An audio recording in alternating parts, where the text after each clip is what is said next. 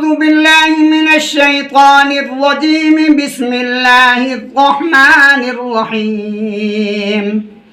وقال الذين كفروا لا تسمعوا لهذا القرآن والغوا فيه لعلكم تغلبون. فلنذيقن الذين كفروا عذابا شديدا ولنجزينهم أسوأ الذي كانوا يعملون.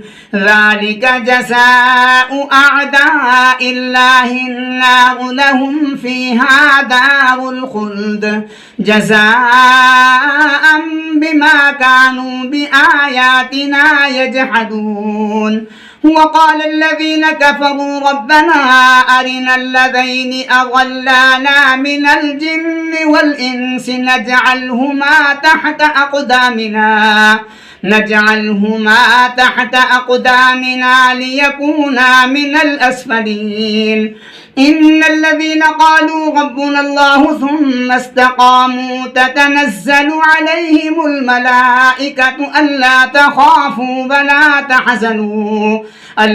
تخافوا ولا تحزنوا وأبشروا بالجنة التي كنتم توعدون.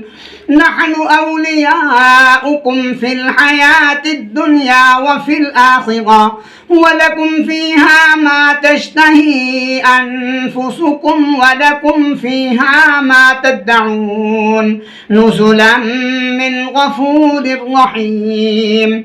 ومن أحسن قولا ممن دعا إلى الله وعمل صالحا وقال إنني من المسلمين. ولا تستوي الحسنة ولا السيئة ادفع بالتي هي أحسن فإذا الذي بينك وبينه عداوة كأنه ولي حميم.